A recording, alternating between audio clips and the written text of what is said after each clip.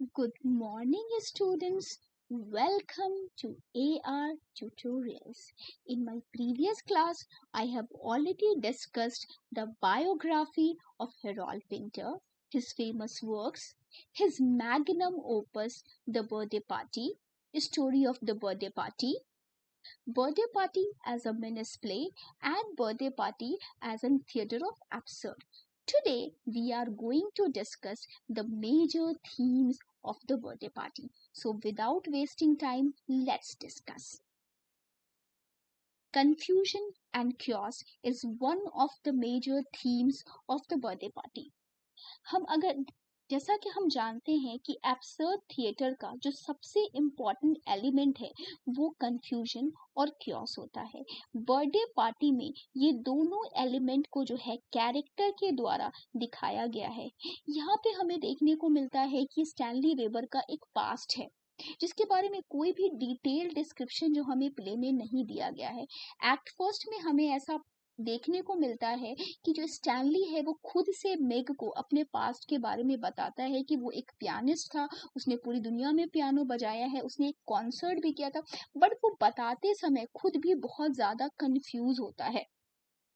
और जैसे ही उनके बोर्डिंग हाउस में मैकन और गोल्डबर्ग आते हैं, ये पूरा जो बोर्डिंग हाउस है ये कंफ्यूजन और क्योस में बदल जाता है।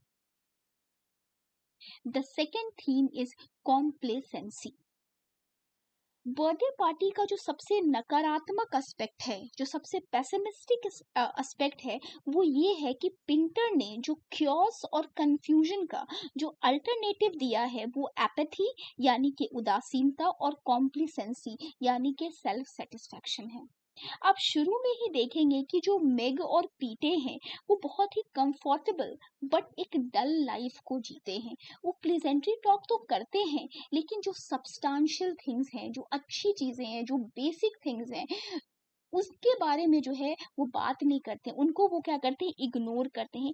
स्टैनली जो है वो मैग और पीटे के कंपैरिजन में जो है बहुत ज्यादा अग्रेसिव है, लेकिन वो भी जो है जो उसका लाइफ है, ये बोर्डिंग हाउस में जो लाइफ है उसमें वो बहुत अपने आप को सेफ महसूस करता है और वो उसकी जो डेली रूटीन है उसमें कोई भी चेंज करना नहीं चाहता है।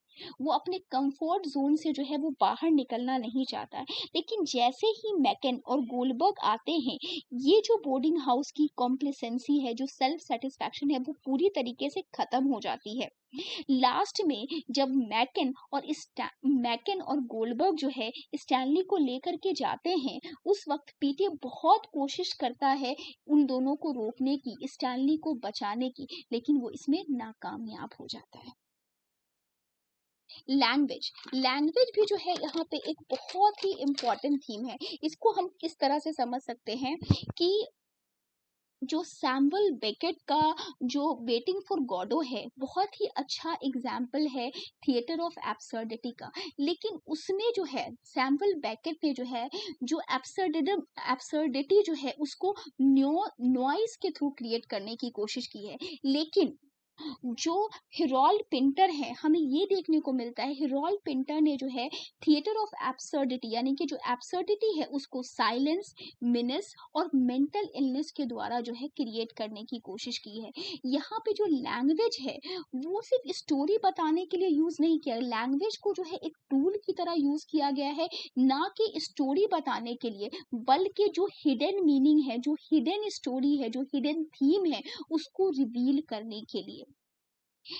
और यहाँ पे जितने भी कैरेक्टर हैं वो लैंग्वेज का यूज करते हैं अपने एडवांटेज के लिए, लैंग्वेज को जो है वो मैनिपुलेट करते हैं सारे कैरेक्टर्स। इन जैसे आप शुरू में देखेंगे कि स्टैनली जो है वो मेग का इंसल्ट करता है, लेकिन यहाँ पर जो रियल थिंग्स देखने को मिलता है कि वो हेटरेड और गिल्ट उसका दिख के आता है। दूसरी तरफ जो गोल्डबर्ग है वो मास्टर है लैंग्वेज मैनिपुलेशन में। वो बहुत ही ज़्यादा मैनिपुलेट करता है अपने लैंग्वेज को और स्टैनली को मजबूर करता है अपने गुनाह को एक्सेप्ट करने में, वो उसे इतना ज़्यादा टॉर्चर करता है कि उसका नर्वस ब्रेकडाउन हो जाता है। जो मेग है वो बहुत ही ज़्यादा रिपिटेटिव लैंग्वेज यूज़ करती है अपनी तरफ लोगों को आकर्षण करने में। जैसे आप शुरू में देखेंगे कि मेग की एक आदत होती है कि वो बार-बार एक चीज़ को पूछती है, "पीटे मैंने नाश्ता कैसा बनाया? अच्छा बनाया है ना? तुम्हें अच्छा लग रहा है ना? तुम्हें अच्छा फ़ील हो रहा है ना? इसका टेस्ट कैसा है?" तो वो अपने आप मतलब सामने वाले को अट्रैक्ट करने के लिए जो है वो लैंग्वेज का यूज़ करती है। नेक्स्ट थीम जो है उसका अटॉनमेंट है। अटॉनमेंट का मतलब होता है एक्शन फॉर एन एफर्ट और इंजरी। यहाँ पे हमें अटॉनमेंट का थीम देखने को मिलता है। स्टैनली का एक पास्ट है जिसको वो छुपाने की कोशिश करता है एट एनी कॉस्ट। हर हाल में उसको वो छुपाने की कोशिश करता है, खास करके मैकन और गोल्डबर्ग से। पर मैकन और गोल्डबर्ग उसको बहुत ज़्यादा टॉर्चर करते हैं, उससे बार-बार क्वेश्चन करते हैं, उल्टे-सीधे सवाल करते हैं ताकि वो अपने पास्ट के बारे में बता दे और अपने गुनाह को एक्सेप्ट कर ले। गोल्डबर्ग का भी अपना एक पास्ट है जिसे वो छुपाना चाहता है, वो रिवील नहीं करना चाहता है। इस प्ले में हम देखते हैं कि everyone have a past, everyone have committed some sin to atone, but nobody wants to face. कोई भी अपने गुनाह को, अपनी सच्चाई को, अपने पास्ट को फेस करने के लिए तैयार नहीं है। इसलिए हमें जो है यहाँ पे अटॉनमेंट का थीम देखने को मिलता है। Next is nostalgia.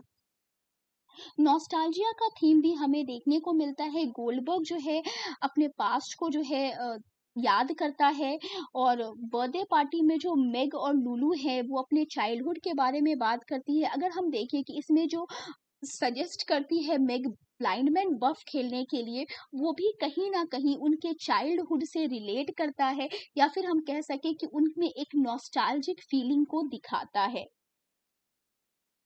Violence, violence इसका बहुत बड़ा थीम है। पूरे प्ले में हमें वायलेंस देखने को मिलता है, चाहे वो फिजिकल वायलेंस हो, चाहे वो इमोशनल वायलेंस हो। स्टैनली जो है वो शुरू में आप देखेंगे एक्ट फर्स्ट में कि जो स्टैनली है वो बहुत ही क्रूअल है टुवर्ड्स मेग। लेकिन मतलब उसका एक क्रूअल नेचर हमें देखने को मिलता है। लेकिन जो मेन होते हैं, जैसे कि अगर आप देखेंगे कि जो मैकन है और गोल्डबर्ग है, उसके साथ वो बहुत ही ज़्यादा डरा हुआ था। He is very much timid, he is very much coward. Okay? उसके बाद जो है, जो मैकन और गोल्डबर्ग है, वो बहुत ज़्यादा टॉर्चर करते हैं। उस हद तक टॉर्चर करते हैं स्टैनली को ताकि उसका जो है ब्रेकडाउन हो जाए। फिजिकल असॉल्ट करने की कोशिश करता है स्टैनली जो है वो लुलू को फिजिकली असल्ट करने की कोशिश करता है। स्टैनली जो है मेग का गला घोटने की पूरी कोशिश करता है और गोल्डबर्ग जो है उसका रेप करता है, लुलू का रेप करता है। तो पूरे प्ले में जो है from the beginning to end हमें वायलेंस देखने को मिलता है। सेक्स, सेक्स टेंशन जो है या फिर सेक्सुअल टेंशन जो है हमें पूरे प्ले में देखने को मिलता है। मेग और स्टैनली का कहीं ना कहीं एक सेक्सुअल रिलेशनशिप होता है। वो अपने आप को जो है किसी ना किसी तरीके से उस रिलेशनशिप में कंफर्ट करने की कोशिश करते हैं। और जो गोल्डबर्ग है स्टैनली को बहुत गंदी गालियां देता है, उसे मदर डिफाइलर और लीचर जैसी गालियां देता है। लूलू जो है शुरू में एक्ट फर्स्ट में हम देखेंगे कि वो स्टैनली से एंटैंजल होती है और बाद में जो है एक्ट टू में वो गोल्डबर्ग से एंटैंजल हो जाती है। अनफॉर्चुनेटली लूलू जो है वो इन दोनों मैन का जो है वो शिकार बन जाती है और उसको सेक्सुअली असॉल्ट किया जाता है।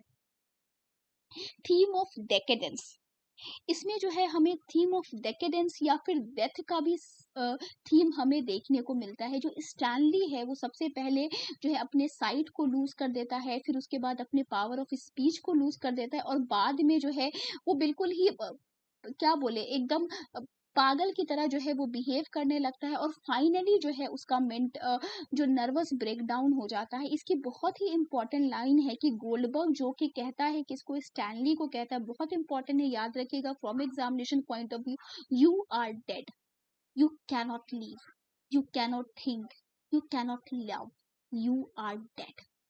तो यहाँ पे जो है हमें डेथ का भी थीम देखने को मिलता है।